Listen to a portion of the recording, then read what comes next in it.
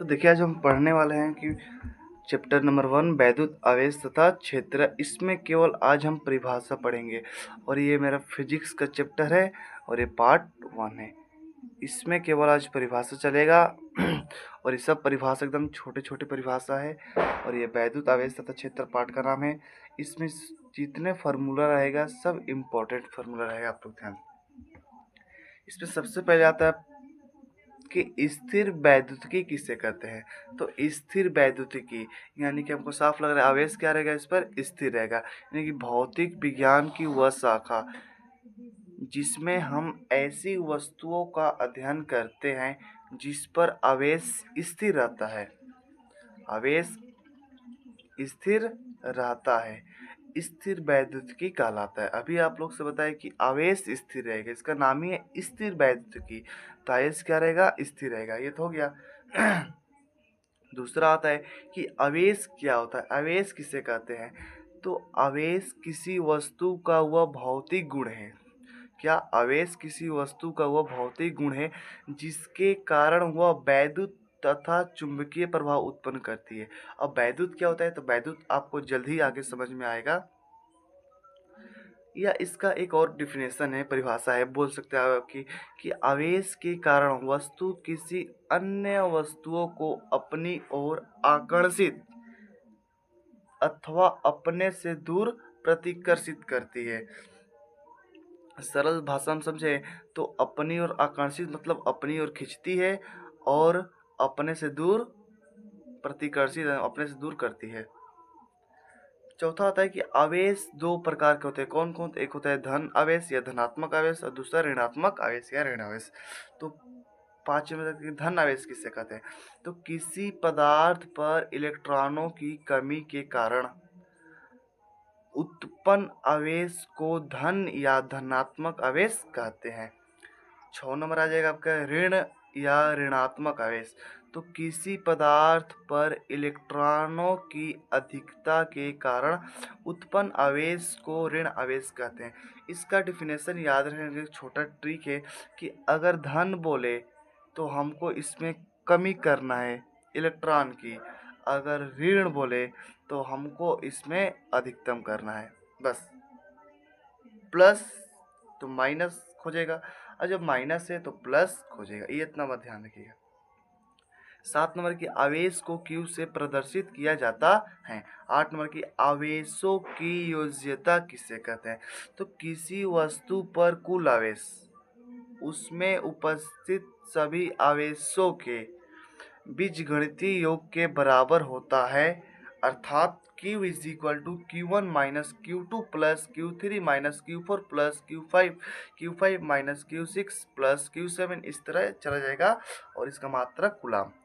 9 number है आवेशों के क्वांटीकरण, यानी कि किसी वस्तु पर आवेश की मात्रा इलेक्ट्रॉन की पूर्ण गुणज होती है, अर्थात Q is equal two plus Na coulomb. 10 number है कि सतत आवेश वितरण किसे कहते हैं। तो यदि किसी वस्तु पर आवेश का वितरण यानी कि वितरण मतलब चारों तरफ फैला हुआ वितरण समान हो, सतत आवेश वितरण कहलाता है। या फिर आप इसको इस तरह बोल सकते हैं, यदि किसी वस्तु पर आवेश एक समान रूप से फैला हो तो उसे सतत आवेश वितरण कहलाता है। दूसरा आता है 11 नंबर कि रैखिक आवेश वितरण किसे कहते हैं। तो यदि किसी तार पर, देखिए रैखिक आ गया ना तो मन में अपने लगाइए कि रेखा, रैखिक यानी कि रेखा, अगर ये हमने रेखा खींच दिया तो ये मेरा क्या हो गया, ये कि ये मेरा तार हो गया। तो ये बोलना है कि यदि किसी तार पर आवेश एक समान रूप से फैला हो तो उसे रैखिक आवेश वितरण कहते। अब देखिए आगे है मेरा 12 नंबर, बोला है कि पृष्ठीय आवेश वितरण किसे कहते हैं। यानी कि पृष्ठीय यानी कि मान लीजिए कोई एथी है उसका पृष्ठ पर, यानी कि यदि किसी वस्तु के पृष्ठ पर आवेश एक समान रूप से फैला हो तो उसे पृष्ठीय आवेश वितरण कहते हैं। सिंपल सा है। 13 नंबर होगा आपका कि आयतन आवेश वितरण किसे कहते हैं। तो यदि आवेश किसी ठोस वस्तु के संपूर्ण यानी कि पूरा आयतन में एक समान रूप से फैला हो तो उसे आयतन आवेश वितरण कहते हैं।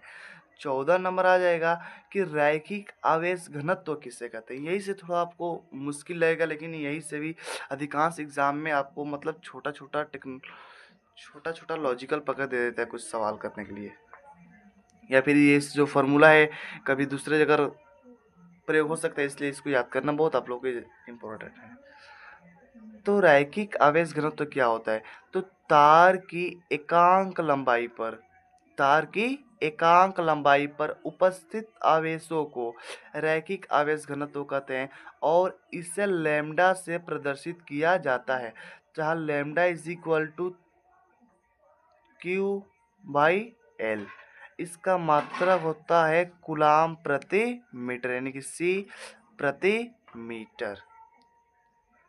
15 नंबर है मेरा कि पृष्ठीय आवेश घनत्व किसे कहते हैं।